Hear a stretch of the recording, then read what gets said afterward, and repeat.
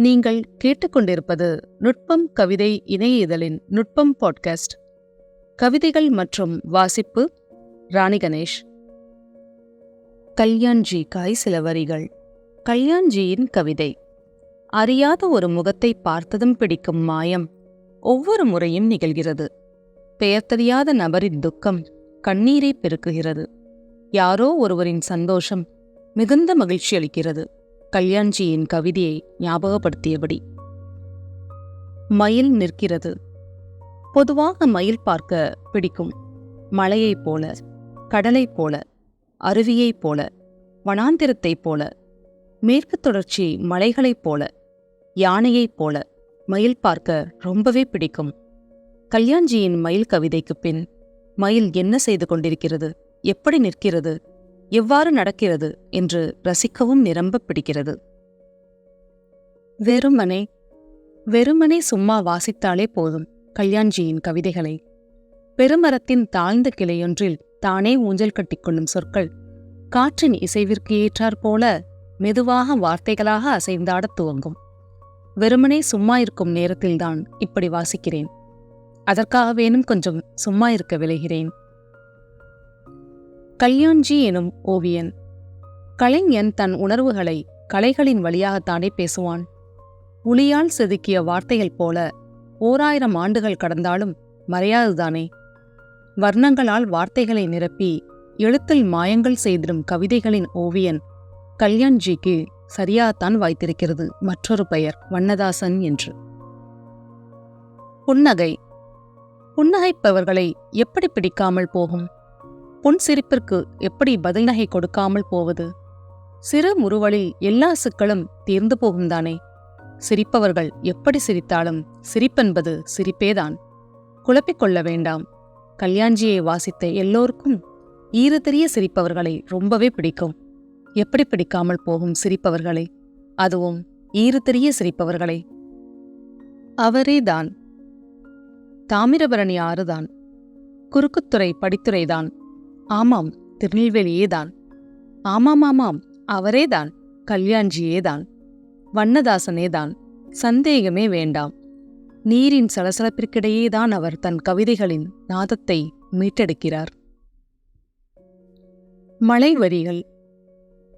சன்னல் வழியாக தெரியும் மலைக்காட்சியிலும் இறக்கை முளைத்த உள்ளங்கையில் குதித்தோடும் சாரலின் ஈரத்திலும் படர்ந்து நீள்கின்றன கல்யாண்ஜியின் மழைக்கால கவிதைகள்.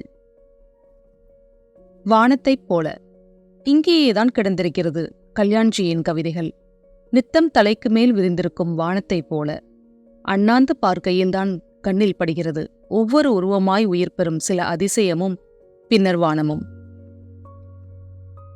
எல்லாரையும் பிடிக்கும். யார் அழைத்தாலும் பேசுகிறார். யார் கேட்டாலும் பதில் சொல்கிறார். யார் எழுதினாலும் உற்சாகமூட்டுகிறார். மனிதர்களை மட்டுமல்ல, பூனைகளையும் அணைத்தே செல்கிறார். எல்லாரையும் பிடிக்கிறது அவருக்கு.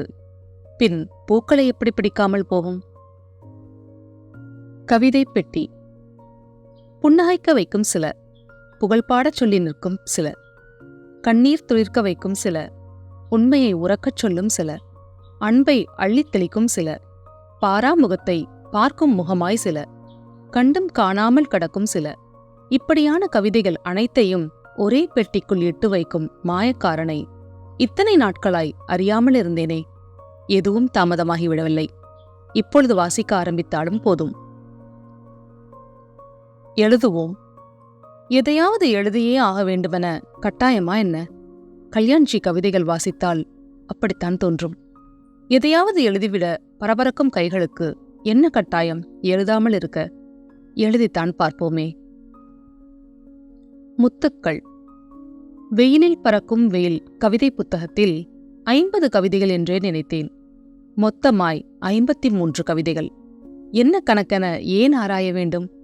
கல்யாண வீட்டு பாயசத்தில் அதிகமாய் உருண்டு விழுந்து சிரிக்கும் பூந்தியைப் போல முத்தாய் சிரிக்கிறது அந்த 3 கவிதைகளும். வெயில்.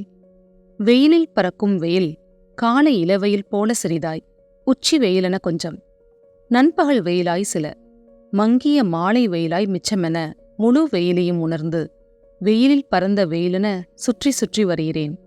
பின்னால் பறந்து வரும் எழுத்துக்களை குடையாய் பிடிக்க அவசியமற்றதாக இருக்கிறது வெயிலில் பறக்கும் வெயில்.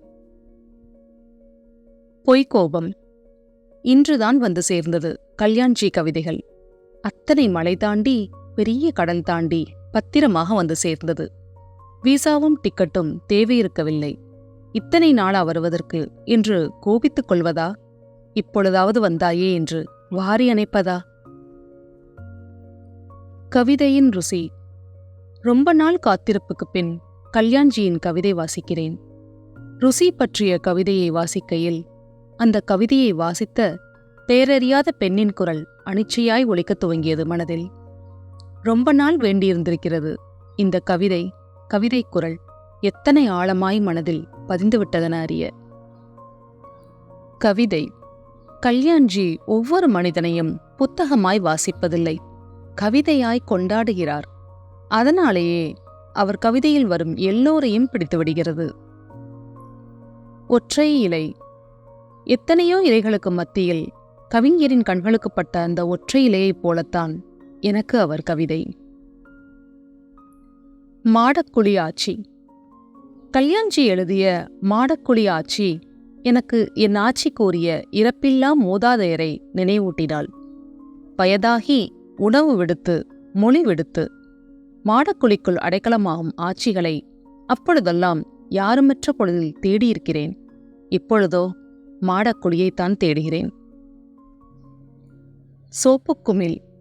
யாரும் சொல்லிக் கொடுக்காமலேயே சோப்பு குமிழிகளை ஊதி உடைத்து வானவில் வர்ணங்கள் கண்டு விளையாடும் விளையாட்டைப் போலத்தான் யாரின் அறிமுகமும் இல்லாமலே கல்யாண்ஜியின் கவிதைகள் வாசித்ததும் மீண்டும் மீண்டும் வாசிப்பதும். கவிதை. கவிதை கல்யாண்ஜி.